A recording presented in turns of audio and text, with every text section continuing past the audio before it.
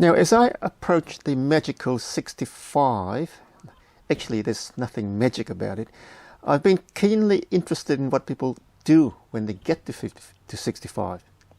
And traditionally 65 is the retirement age. And that means instead of getting up in the morning and going to work, people suddenly find no incentive to get up at all. And there's that nominal 10-hour part of their life that's reduced to 0 minutes, and it's a void. And the question is, how do people deal with this void? I have 2 years to ask myself this question, and hopefully when I get to 65, I'll have some answers for myself. So my 63rd birthday present to myself is to start asking some questions and ponder on some possibilities. Firstly, to debunk some traditional thinking. Fallacy. When you get old, you have less choices. Reality. Well, Richard Branson turns 70 this month. Donald Trump, we all know Donald, is 74. Bill Gates will join the 65-year-old brigade this year. In the movie world, Al Pacino is 80 and Robert De Niro 76, and I love the Irishman movie. You can see some old people have lots of choices. Another fallacy. Old people lose their marbles very quickly. Well, ask someone like Warren Buffett, who's 89, and Ray Dalio, who's 70.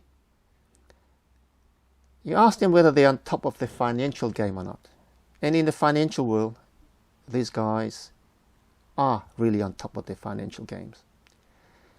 And if you ask the Dalai Lama, now who turns 85 this month, ask him if he can still think clear thoughts. Another fallacy. Old people get wiser. Reality. Age and wisdom is like man and wife. Sometimes they click together.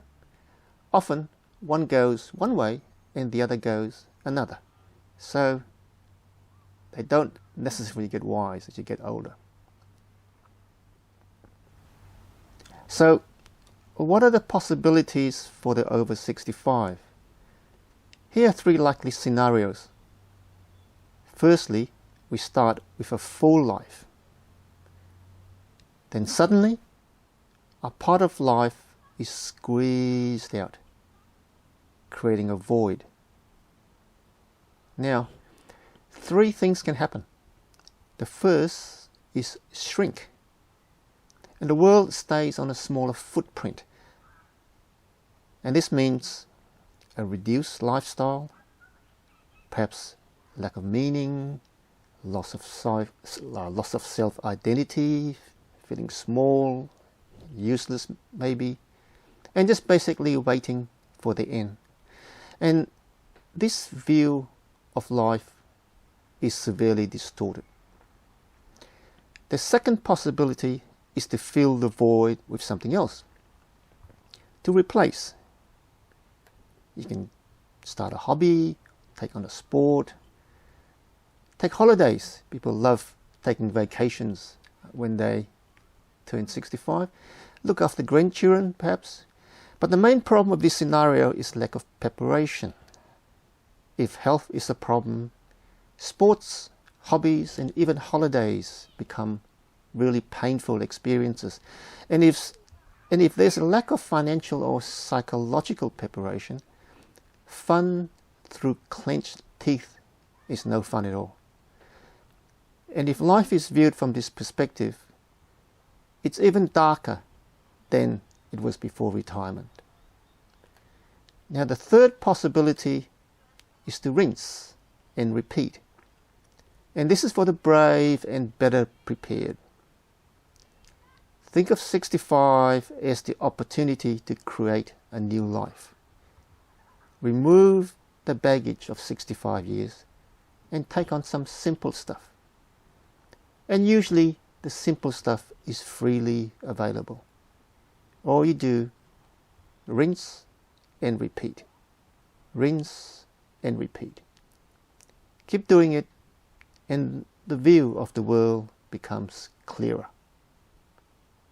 And then magic does happen.